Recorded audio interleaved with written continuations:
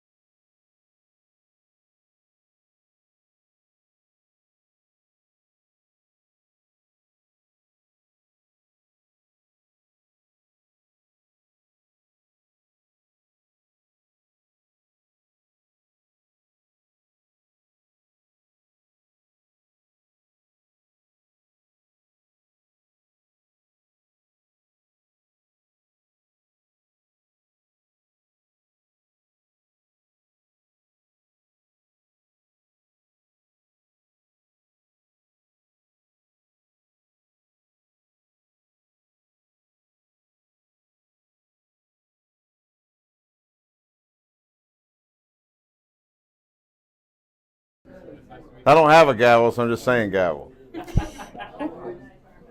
Harumph, harumph. You're good. Am I good? You're good. I'm waiting for them to hush up. I work here. Am I?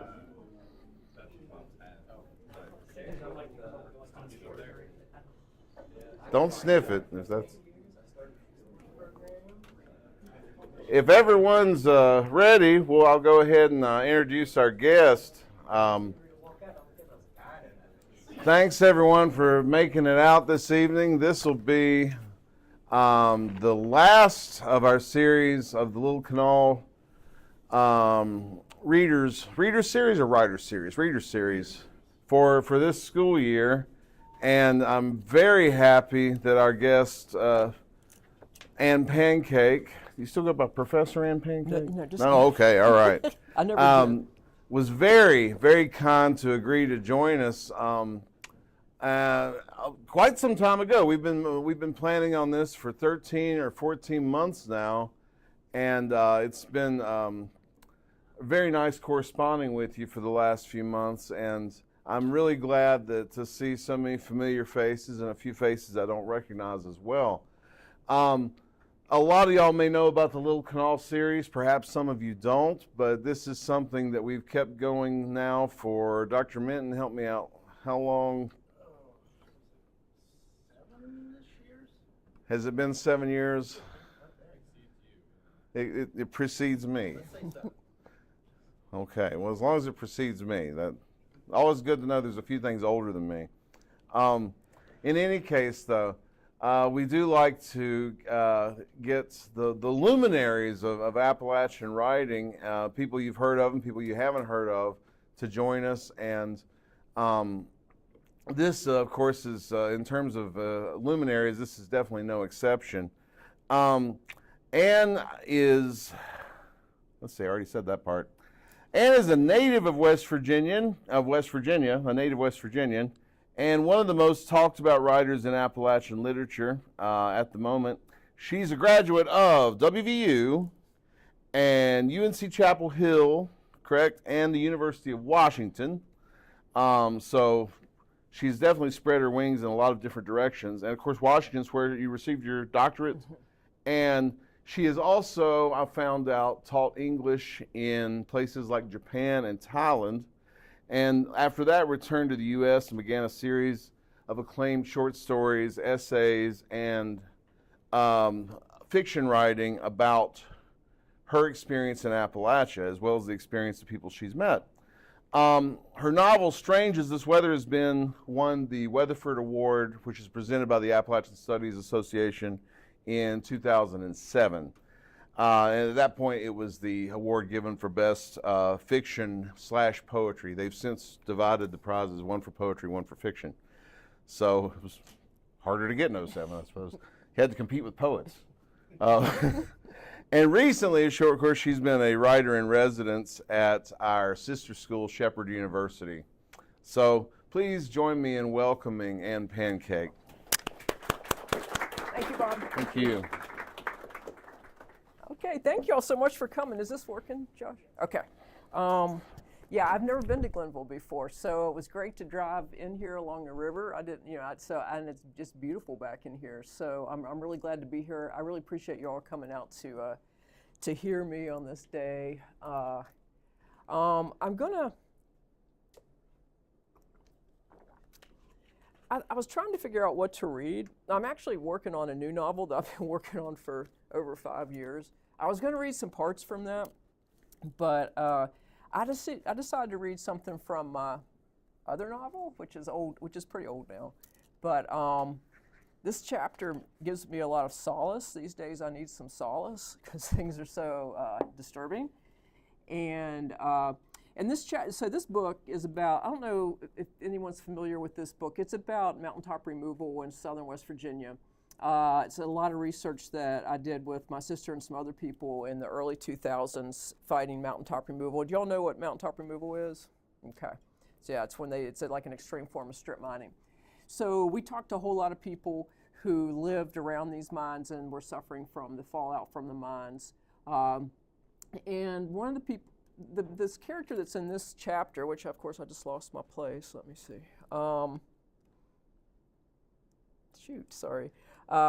His name is Mogi, and he is the uncle of one of the main characters. And here we go. I found it. He's based on a couple of different miners that we interviewed. He's kind of like a composite. In this novel, he is a man who is a disabled miner. He's been injured, but he still lives nearby where he worked. And I think I think he only speaks once in this novel. It has multiple points of view. And as the years go on, he's the one that stays with me the most. He's like my favorite character, although he only speaks once. And I tell you, I pretty much drafted the whole chapter after being down in Raleigh County and interviewing a guy down there who was so sweet, and a disabled miner himself, and had in his community there'd been a really bad flash flood because of the mountaintop removal mine above him, and he'd watched his neighbors actually drown. The other thing about this is there are a number of dreams in it. Alice and I were talking about dreams because Allison has written a chapbook that's based on a really amazing dream, and you'll see that most of these dreams are dreams that I have had, and the experience with the deer going over the side of the mountain is an experience that my brother and my cousin had. So some of it's based on life, and some of it's based on interview. And all right, so it's in Mogi's voice. Although I have been a Christian all my life, I have never felt in church a feeling any place near where I get in the woods. This worried me for a very long time. Even when I prayed in a church, I couldn't make much come. Where woods? I had only to walk in them. To walk in woods was a prayer. But I knew it was wrong. Some kind of paganism or idolatry. I didn't know what you'd call it, but I knew it must be sin. I used to feel so guilty about it, I finally talked to the pastor one time. This was years back, me maybe in my late 20s. Pastor Dick that one was, and I respected him. I respected all of them. I figured they had something I did not. Why else would God have called them to be pastors? So I told Pastor Dick my concern, and he said, Mogi, God gave man the earth and its natural resources for our own use. We are its caretakers, and we have dominion over it. And he went on like that, saying stuff that I'd heard since I was little. But a part of me knew, even back then, that's not what it is. I knew he wasn't separate from it like that. I started to say something to explain to him. I think I wanted to get him around to where he'd say what I knew was okay. But he looked at me like Mary'd look at our younger boy Kenny when he talked about his pretend friend. So I cut it off and shut up.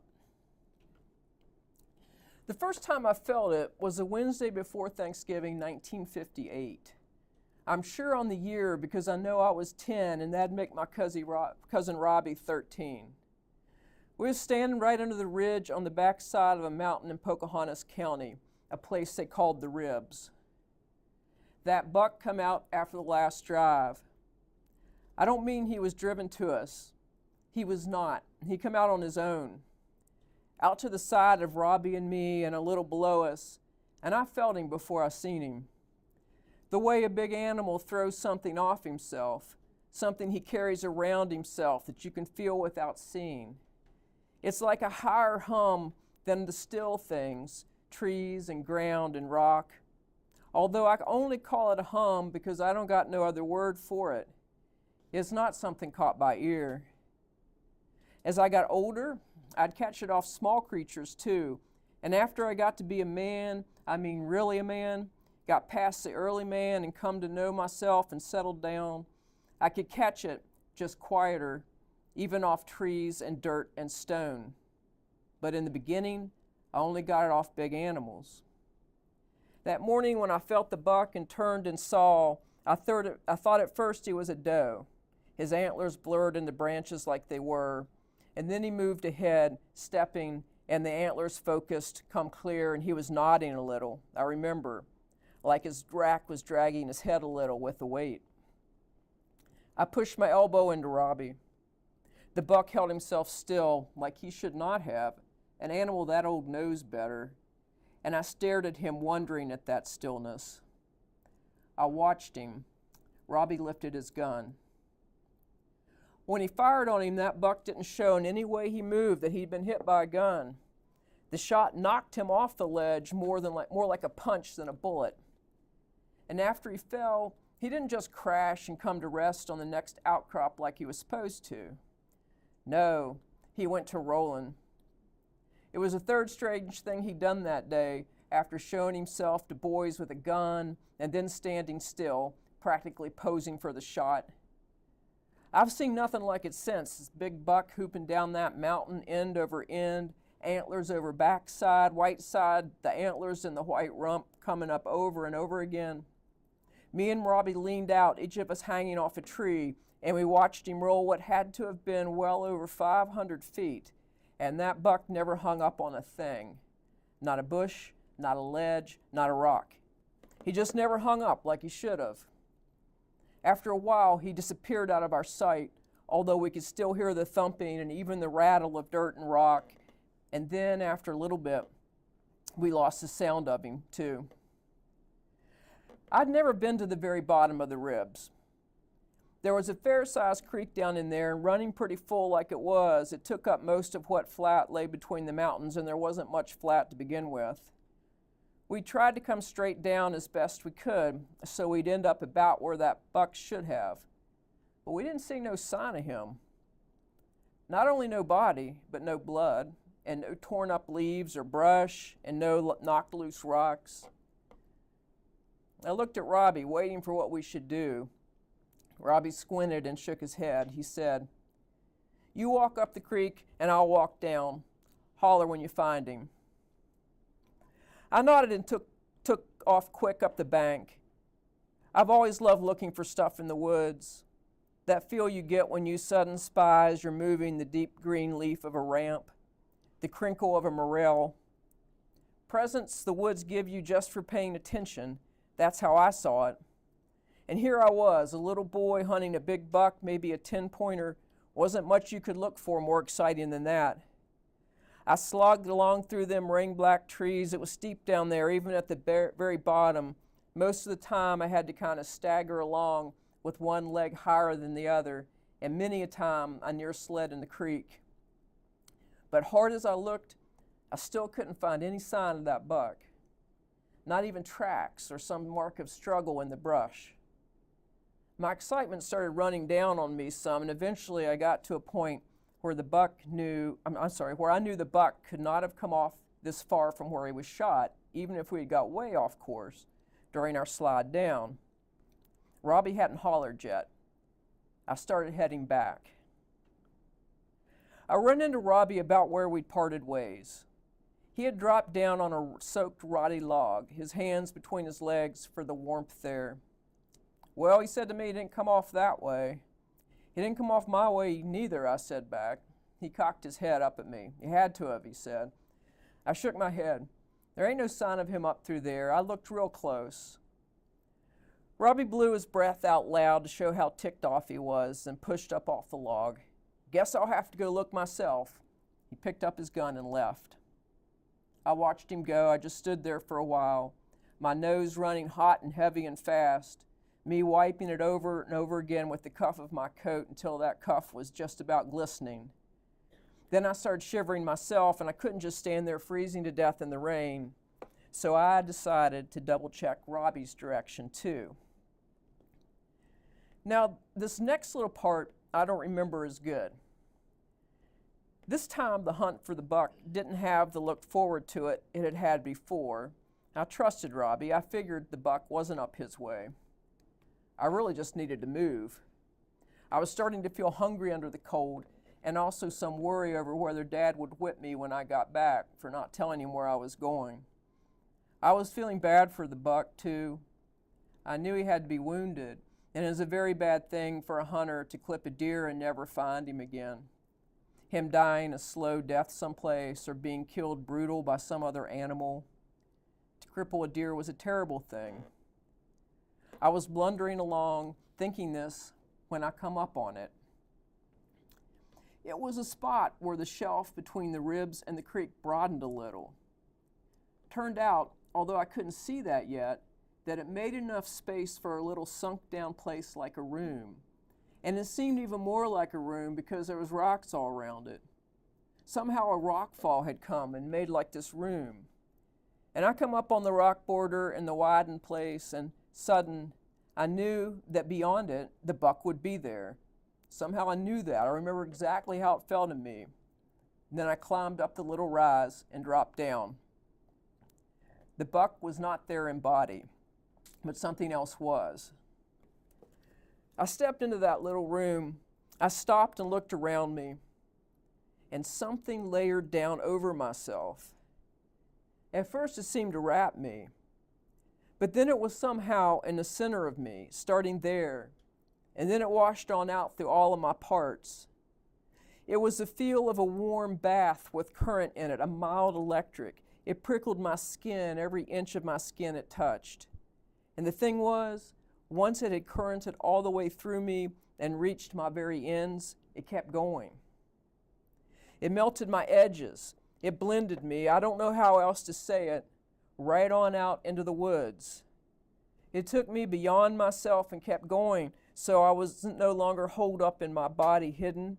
I saw then how before I'd been hidden, how I believed myself smaller than I really was. It made me feel bigger in myself, and it made me feel more here, even though you might have expected such a thing to make me feel gone.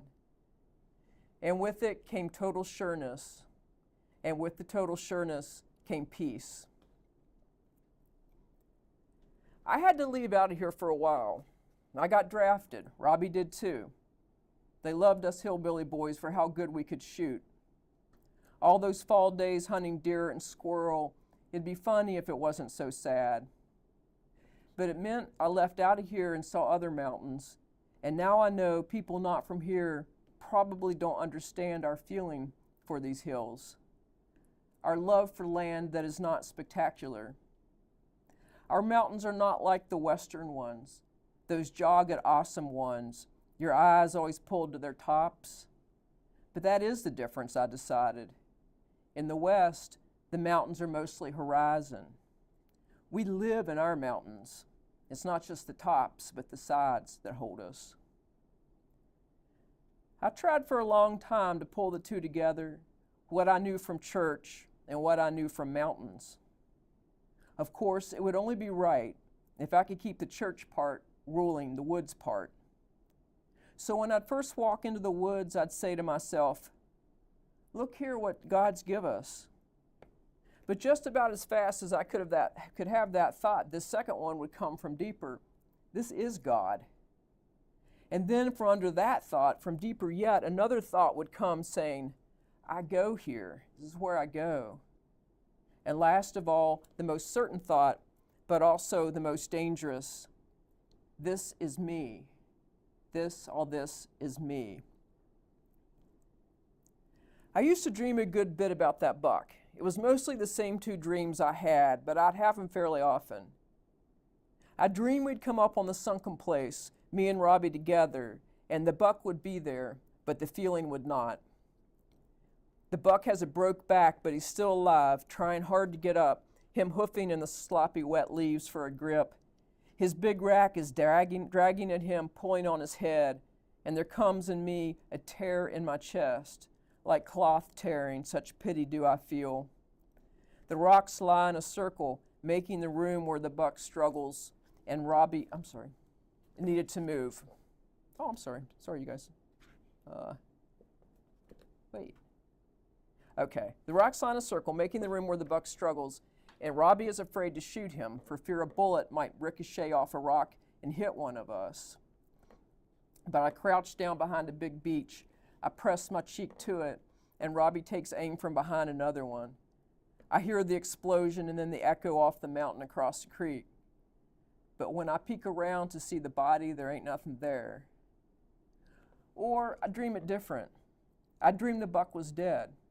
Me and Robbie come up on him, not fresh dead, but a day or two dead. His body twisted unnatural and his coat matted up. His coat matted in a way it would never get live. He shrunk up how much littler he looks dead, and it collapsed around his ribs like somebody has gutted him already. I look at the rack. The rack looks huge. It looks aliver than him.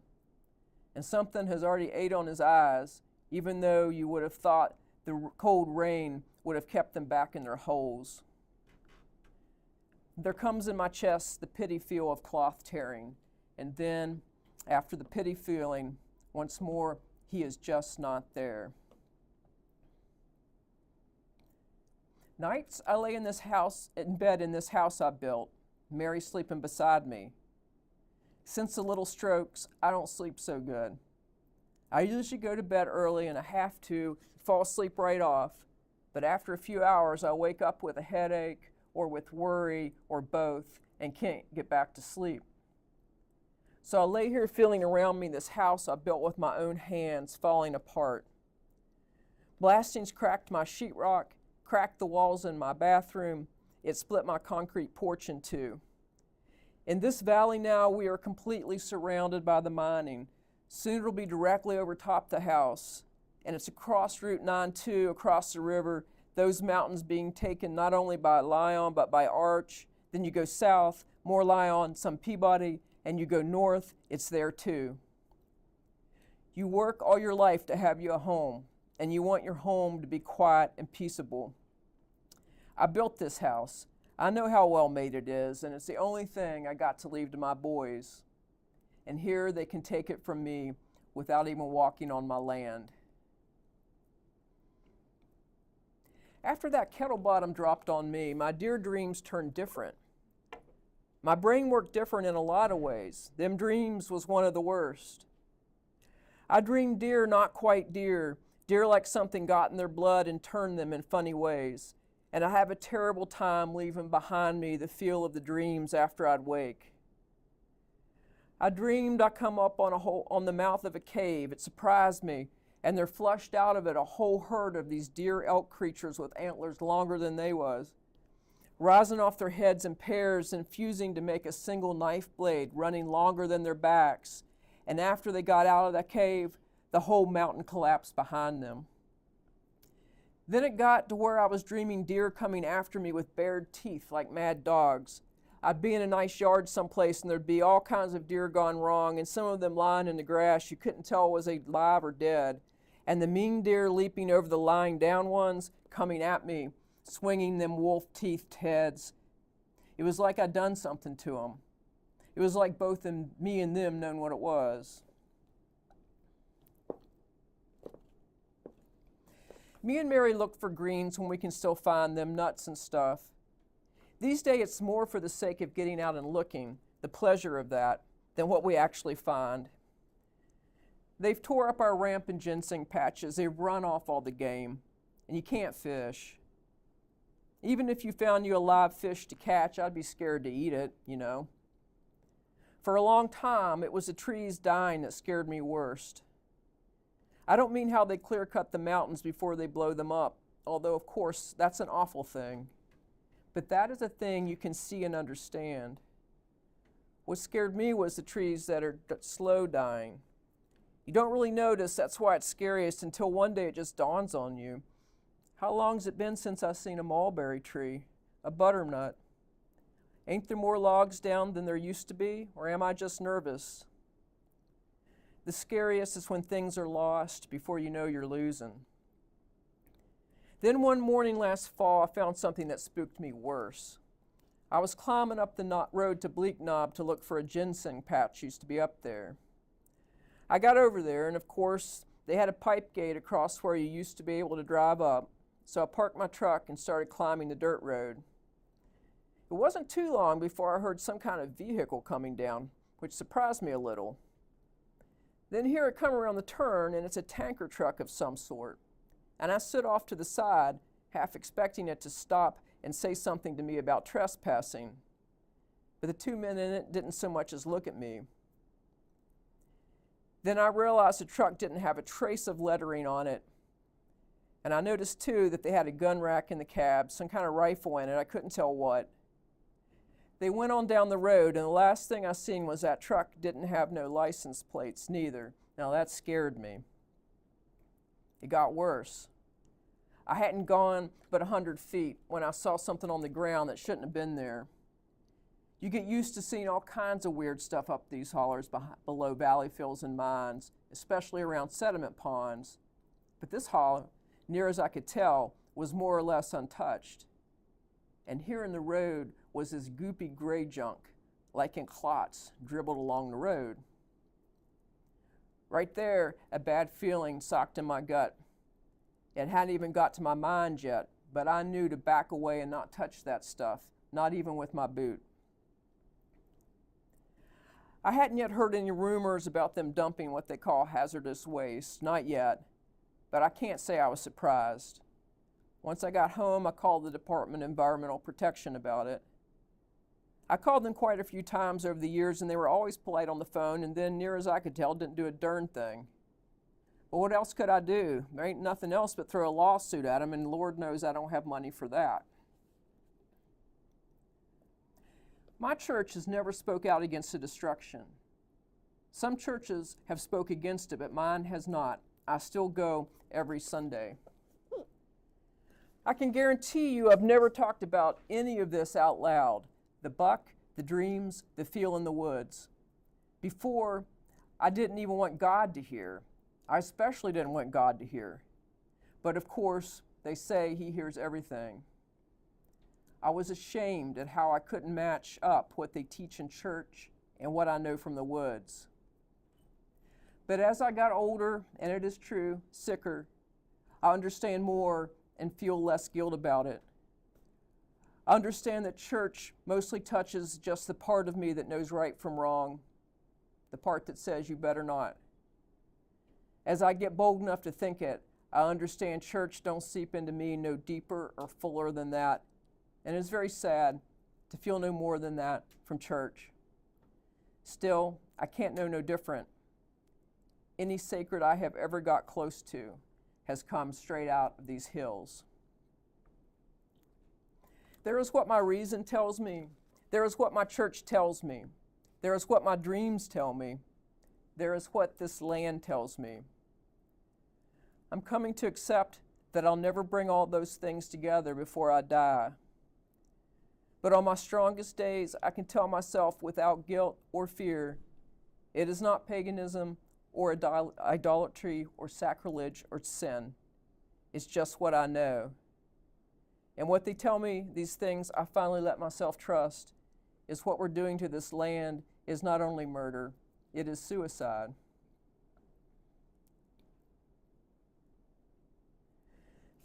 The day before Thanksgiving 1958 was the first time I felt it. It wouldn't be until a very long time afterwards I could put words to it, like I have now. For a good many years after it happened, when I talked to myself about it, because I sure didn't talk to nobody else about it, I just named it by the buck me and Robbie never did find. I needed to call the feeling by something solid. I didn't know how to do it better, and looking back now, I think the way I called it was just fine. Even though the buck hadn't really been there. Him being gone seems to me made calling it by him even righter. As I got older, like I said, I started feeling the hum off all live things, even dirt and rock. And I could make myself feel how I was a part of the land just by letting down something inside me. I got practice that way, a letting down at will. But the warm current and the loss of me in order to become me huge, me all, only happened 3 times after that Thanksgiving, and only once as strong. And I've never been able to make the feeling come. Only a word comes, and until now I've never felt safe using for it because I know that word as a Christian thing. It's hard to tell stories about hunting for things that never get found. I try not to be downcast. I try to keep hold of my heart. I have Mary, and I have my boys. Some of the woods are left, and I still have the strength in my legs to walk up into them. Even with the problems in my head, I can get back in the mountain, and many people like Robbie, sick now with diabetes and cancer both, can't even do that. And despite my recent terrible dreams, something different happened in my sleep just a week ago. I went to bed real early before it was dark with a headache so bad it was upsetting my stomach. I fell asleep pretty quick, and then I dreamed I was in a little grassy clearing. It felt good to me in that clearing. How I do love being down in a place, a good safe feeling of land all around. And then, while I was standing there quiet and glad, an old doe walked up to me. She stepped right up to me, and I looked back into her brown eyes, and she said, "This is what it's like inside my head." Then she shelled her head open. It just fell open in easy halves. And as she did it, there spilled out of it and over me this light, a color of green I'd never seen before. The light from her head carried in it the feeling I'd had in the little room where the buck wasn't. That feeling I'd only had twice since. That feeling I had never been able to make come on my own. Only this time, when I blended beyond myself with the sureness, the peace, the sureness and peace kept growing. Bigger beyond anything I'd ever felt. It swelled and spread. I swelled and spread until there was not anything else. No woods and no doe and no light and no me. Until there was all. It was all. Not nothing, not something, just all. I guess you'd call it the peace that passeth understanding. I guess you'd say it come by grace. Thank you all.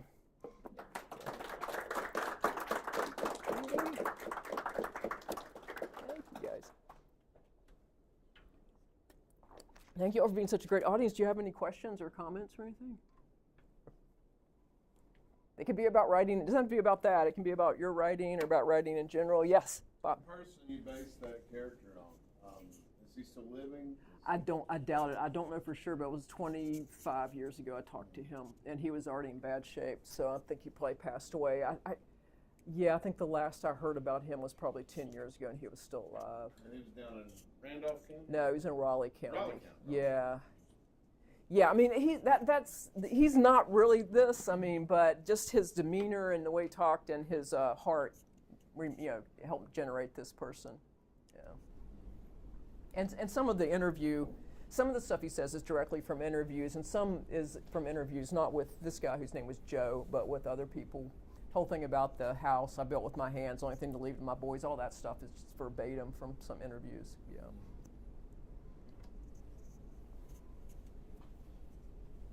Anything else? You said the dreams that were mentioned were from your brother? No, dreams were mine.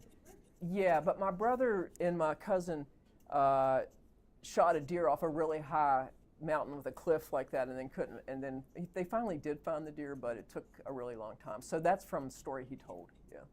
Yeah, Allison. Whenever you were telling that story with the deer, I had a similar where it would run off of me, and my grandpa was actually the one trying to find it. Really? Yeah, and Interesting. What part that really connected was like trying to find it and not finding the tracks anywhere or anything, and then having that little lip that's gone, because where we were hunting there was like this little inset into the ground where it hid, and after you got to like a certain point was there, so it was like really That's nice to interesting. find, like, an interesting connect with the story. I love that. That's great.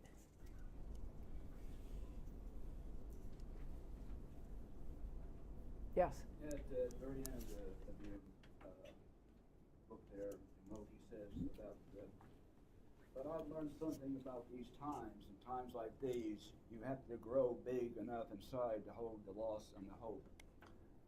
How do you feel about that with mountaintop removal as a possibility again? Yeah.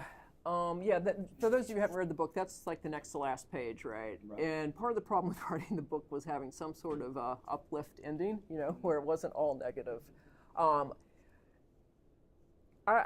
believe that still. It was, I think when I was writing the book and doing the research, I really believed if it was exposed, there would be a stop brought to it, which was not the case. And now I understand more, about that, because we're living in a time where all kinds of things are exposed and they're not stopped.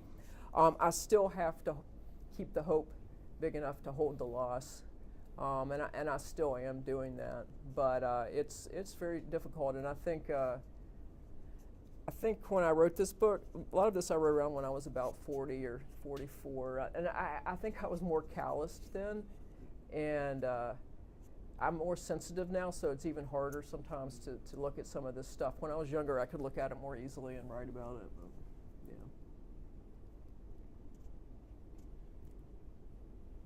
Yes, Bob. Yesterday, I was sitting in a class where they were talking about your essay. Remind me of the title. Letter to West Virginia. Yeah. Did y'all have any questions about? Yeah. Do you have any questions about that? Well, I don't remember what everyone else made, but I know that I made the. Was about it. Yeah. So my question was like that whenever reading it, is it like whenever you travel somewhere else, either with like the hopes of just exploring or the hopes of getting away, is it saying no matter how far you get, that where the places that you were raised was still going to be with you, even though you don't want it to be. Yeah, yeah. For better or worse, right? Yeah, yeah. I've never been able to leave West Virginia all the way, and I was gone in and out for a very long time, and I came back permanently about 7 years ago. But no, and also one reason I went away when Bob was talking about me teaching in Japan and Thailand was because I thought there was nothing to write about in West Virginia. It was really boring, and so one reason I went to other countries was to try to get interesting material. And then I found myself writing that stuff, and it just felt fake and voyeuristic, right? But I was homesick, so I was writing stuff about West Virginia that felt like real stories. So yeah, and so yeah, that's kind of the thing there. Yeah, I can't. Yeah, it's. I don't know if you all do any of you guys feel like you can't get away from here? Yeah, yeah. I mean, I love West Virginia in so many ways, and it makes me so mad in so many other ways, but. I think the land really gets a hold on you if you grow up here, especially if you're in a rural area, so, yeah. Somebody else had their hand up, but. Well, I think, about this idea of sense of place. Yeah.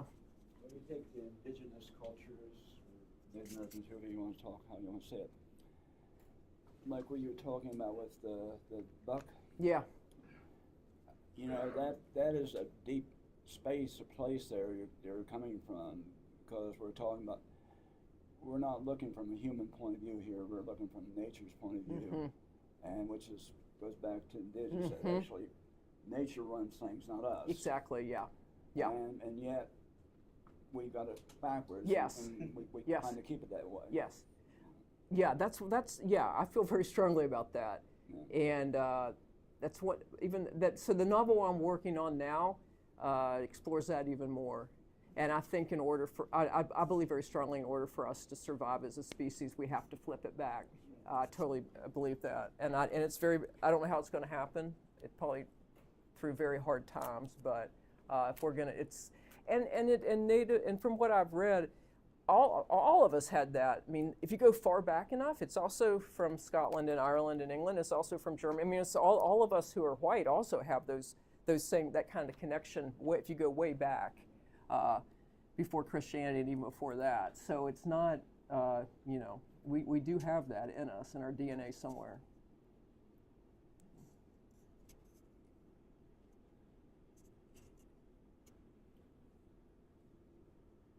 Yeah, it seems like, not jumping in here, it No, seems that's like okay. the contradiction, so keeps this kind of, I won't use the word stuck, but kind of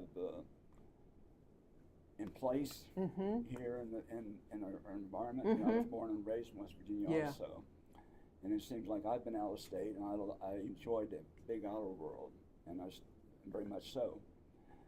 And I come back and I'm going, I don't really want to get back in this Appalachian scene, just to be honest with you. But guess what? Yeah. It grabbed me. I know, man. That's exactly how it feels. Yes. Yeah. Well, because I really only feel at home, even if it's a mixed feeling. I only feel safe and at home in West Virginia. So get right down to it. Yeah. Anything else, you guys? Yes. Yes. We're sitting in on Dr. Chapman's Appalachian Literature class, and what comes up often, I'm putting words in scholars' mouth, but what comes up often is the question of what is the common denominator that defines Appalachian literature. And of course, there's the thing about writing about place. Yeah. But do you think there's anything else? Do you think there's an element to writing that you share with other Appalachian writers that maybe goes beyond just writing about the setting? Yeah. Are there plot points other than just setting, or character sketches that you think are kind of a common denominator, or what do you think about that? I think the way that I'll answer that is it doesn't directly answer what you're saying about plots or characters, but I think that but it's tangential. It's kind of related. I know from growing up here, we have these different qualities of the culture that really makes for good writing, and one of them is, and Allison, you were talking about, I mean, this close community where you know all these different people of different, and that's okay, racially not very diverse, but class-wise very diverse. Actually, disabled people very diverse, right? So ages, I know sometimes if you live in a city, you don't hang out with older people. So all those things, that kind of contact you have with people is really good for characters. I think also, I'd say most of Appalachia has the storytelling tradition. So there's that, and I mean that very broadly, including gossip, and stuff like that, right? We love telling a good story, and I've said this before. I lived in Seattle for a long time. They did not know how to tell a story.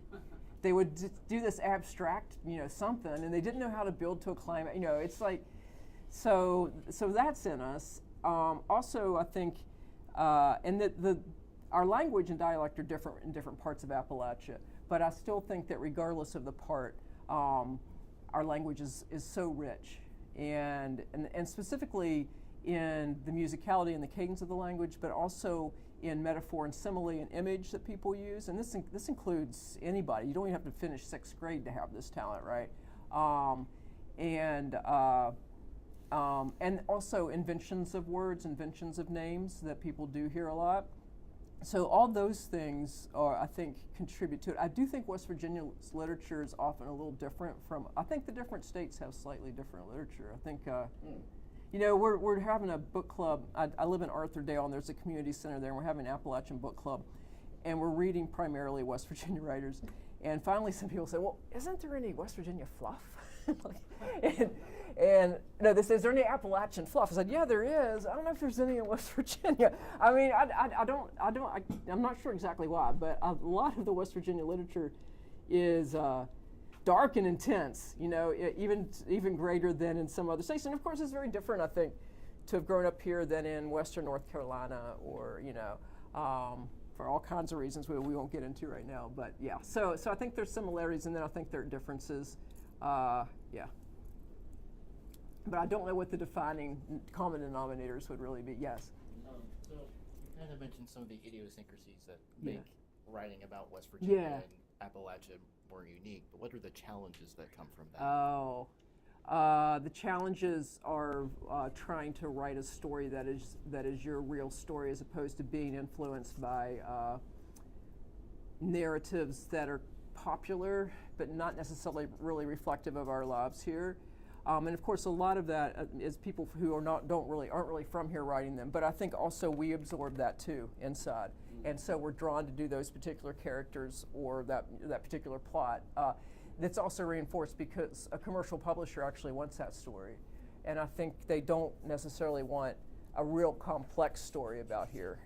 The other challenge, just as someone who's published and stuff, is one thing is people reject not wanting to publish something because it's in dialect, or wanting to clean it all up, and you can't really do that because it'd be fake if you did, right? So it's hard for people. They expect a certain kind of story for you to write. One time I walked in to an agent, and they said you don't look like a redneck. What do you know about rednecks? I mean, just stuff like that. And so I guess the biggest challenge is coming up against stereotypes. There's another challenge. I don't know. When I was young, there wasn't a lot of way to have community with other West Virginia. Right now, it's different because of the internet. You can know more people and stuff. But I felt very alone for a good while with it. Yeah. So I guess going along with that. Yeah. Considering how like in pop culture, Appalachia has became a lot more prevalent like the past 10, 5 Yeah. years. Like, is that a challenge that you think is a lot more recent, or do you think it's something that's always existed? Or? It's existed for a really long time. I think it goes up and down. So, I mean, I'm not it, but I think the attention on Appalachia goes up and down. So if you look at the whole 20th century into this century, you'll see these dips, these rises and dips, depending on what America is interested in at the time. And you can see a lot of the stereotypes before 1900. Because for my dissertation, I read a lot of stuff that was written about Appalachia from like the after the Civil War to 1900, and a lot of those stereotypes were already being developed. They're new stereotypes now, but yeah, I think they go pretty far back. But I do think that, especially since Hillbilly Elegy, Appalachia's back in the spotlight and not necessarily for the good, you know. So yeah.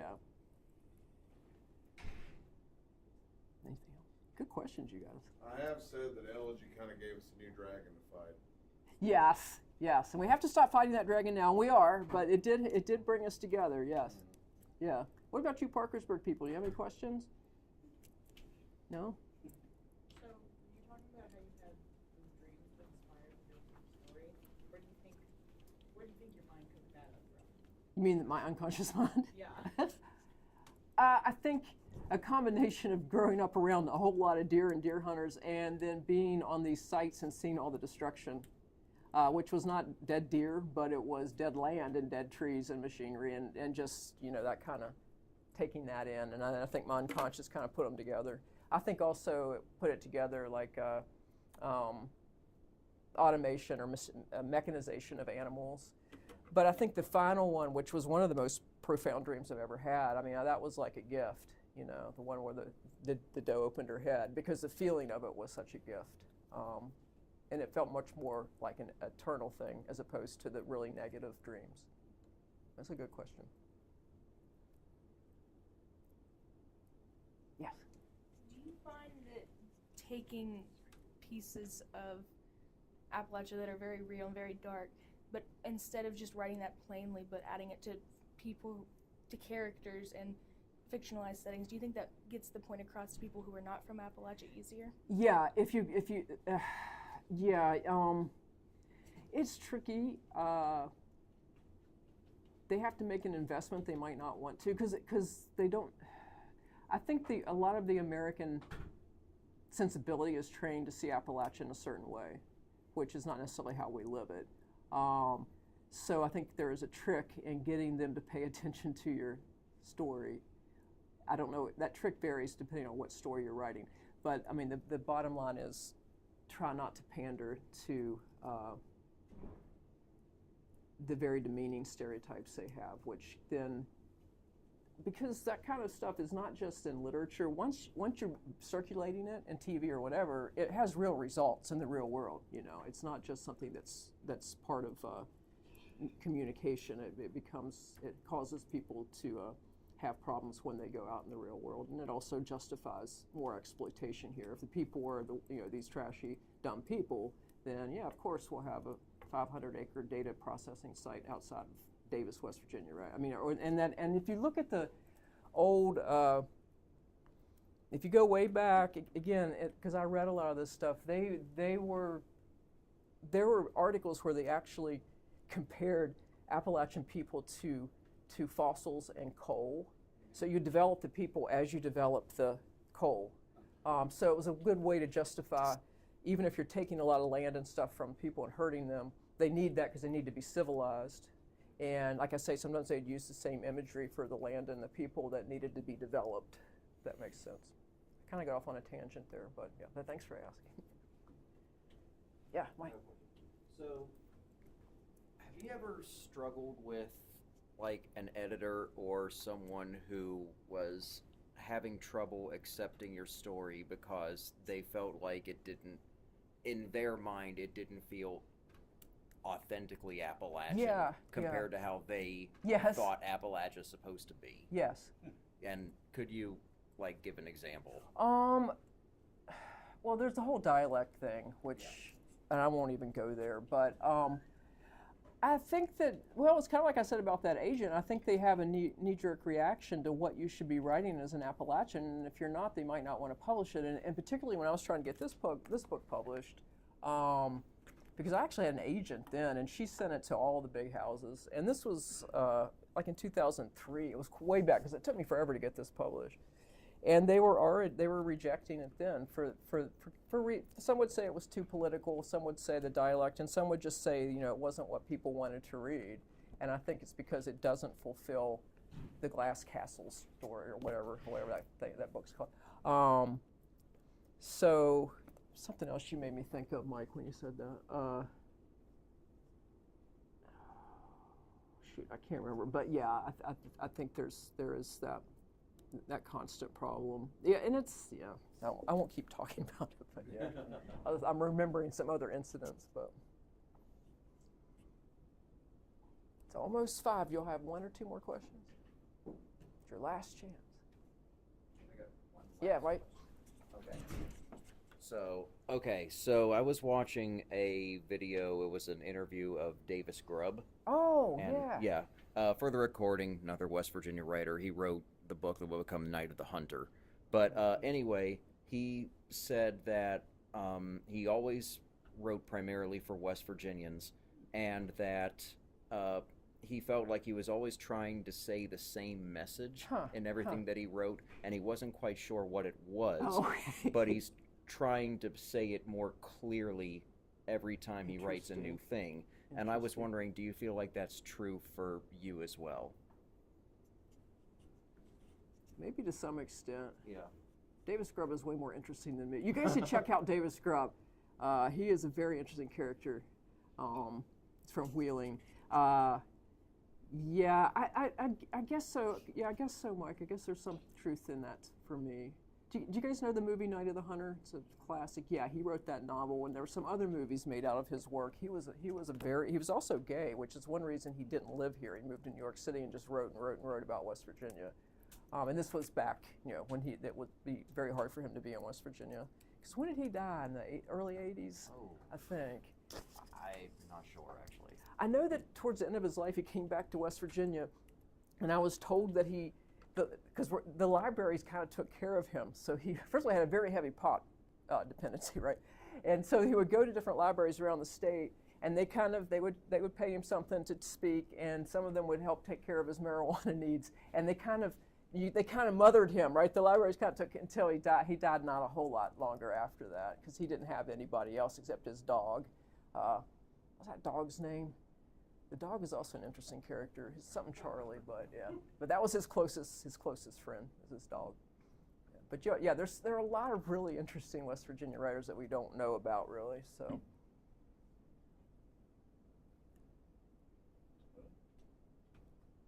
Let's all thank Ann one more time. Thank you, Ann. Thank you so much for joining us. Yeah, thank you all so much for being such a great audience. I really appreciate it, and all of your questions and everything. So, and I'm glad I got to come to Glenville. I'll be back.